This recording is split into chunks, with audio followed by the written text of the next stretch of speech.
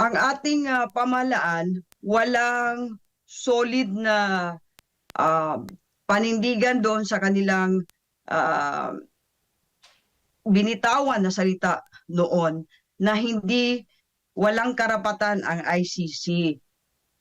Wala na siyang karapatan sa ating bansa no dahil hindi tayo miyembro. Ngunit ini-entertain ito ngayon. So para sa amin, mga supporters ni FPRRD, dahil nagustuhan namin ang performance niya, ano ba talaga ang stand ng ICC? Mabuti na yung magkalinawan na lang tayo, magkaliwanagan. Hindi yung ganito ang balita ngayon, tapos after babawiin. So mabuti na yung maging honest tayo kung ano ba talagang stand ng ating pamahalaan ngayon. Continue pa rin, pakikipig relation sa iba-iba naming kasama sa lalo na sa migrant communities at OFWs dito sa Europe. Gaano ba karami tayo, Chairman, dyan sa Europe? Mga members po ng DDS Europe International, across Europe po yan.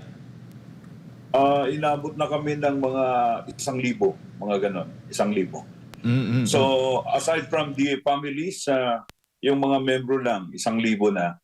So they are just waiting po kasi hindi na masyado active ngayon nung nawala si President Duterte, pero nanahimik lang kami hanggat may bagong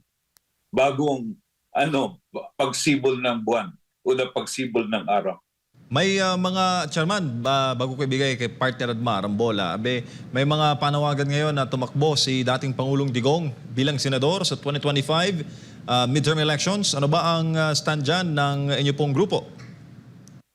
Ay, all out support kami kay Tatay Digong. Kasi nakikita namin ang kanyang performance during his presidency. So, lahat kami dito sa Europe at ibang bansa ay suportado ang dating presidente. Siguro sa aking paningin, landslide victory ni Tatay Digong sa coming election. At si Vice President, di si VP Indeto, si Queenie. Queenie, kamusta dyan sa Paris, France? At may mga bali-balita dito sa Pilipinas na nakapasok na raw yung ICC. Anong stand dito ng mga supporters ni former President Duterte?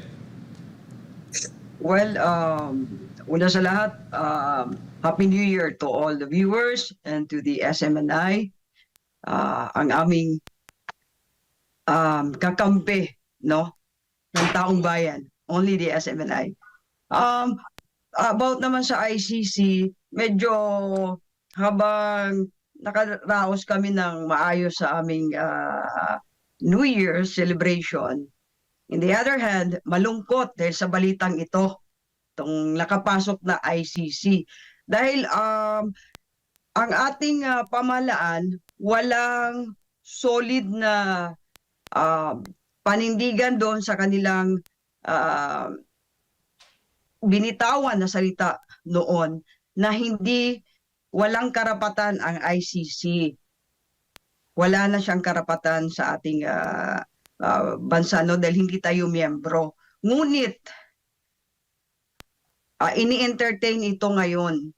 So para sa amin, mga supporters ni FPRRD, dahil nagustuhan namin ang performance niya, ano ba talaga ang stand ng ICC? Mabuti na yung magkalinawan na lang tayo, magkaliwanagan. Hindi yung ganito ang balita ngayon, tapos after babawiin.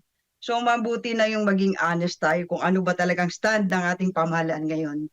So masakit ba sa inyo ng mga supporters ang ganong balita? Masakit na masakit, MJ. Sobrang masakit kasi kung tatanungin kami dito, sa ngayon we feel the absence of the president who was both makamasa and patriotic, no? And this is something we miss so much from FPRRD. Filipino people are people he loves. So we miss what he started to ensure safety wherever we go, to decrease the criminal activity rather, and drug use in the country. Lahat ito na miss namin. And we miss the president who has bravery to comfort the oligarchs, and genuinely cares for the Filipino people. And lastly, of course, ibibigay ko sa mga kasama ko ang iba dahil hindi ko maisa-isa na dahil sa sobrang miss namin sa kanya. And lastly, we really missed his sense of humor. Yung mga jokes niya na napanood namin at nakikinig sa telebisyon, imposibleng hindi kami matatawa. So, lahat ito, na-miss namin. Lahat ito na-miss namin.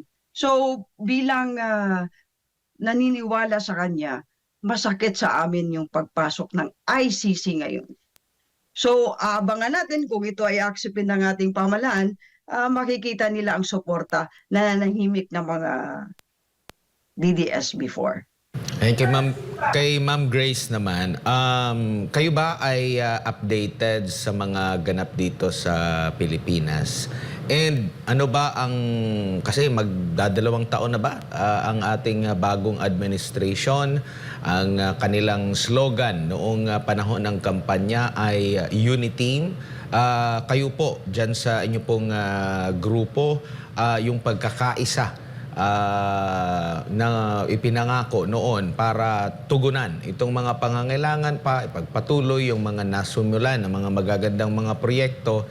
Ito ba ay naramdaman ninyo kahit nasa malayo kayong lugar dyan po sa Europa o kahit man na ikukwento ninyong mga kamag-anak dito po sa Pilipinas? Happy New Year, people. The Unity Team resonated with us. Para nakikiisa ang buong Europa, mga OFW, migrant communities sa Unity Team. Naniniwala pa rin kami ng Unity Team actually. Pero naintindihan namin na may mga personal interest yung ibang politiko, may mga taong nagbabalak na biakin ang pagkakaisa ng gobyerno, at may mga tuloy pa rin yung aspiration na i-confront nga, tunggaliin yung mga gustong masira ang unity ng government. Aware kami sa ganong pangyayari, so mahirap ipaliwanag sa mga network. DDS is a network development, iyan. It's beyond government, it's with any government. Gusto namin mag-cooperate, pero aware din kami na may mga sitwasyon, may mga kondisyon na kailangang pag-aralan muna bago magbitin ng salita at maggawa ng mga posisyon. So sa ngayon, pinag-aralan namin mga sitwasyon regarding ICC na sa Netherlands ako.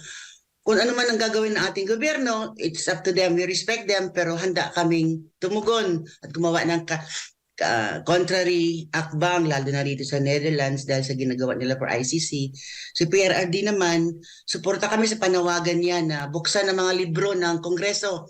Sa tingin namin, iyon ang nangungunang issue ngayon na kailangan gusto ng mga kaaway ng gobyerno na ilihis. Gusto nila, they want to divert the issues. So, malinaw ang mga personal interest ng mga tao, ng mga politiko sa gobyerno. Pero yung pagkakaisa ng government, parang, although maraming mga question, individual na mga doubts, pero nanatili pa rin yung paniniwala na ang government can survive this, lahat-lahat tayo.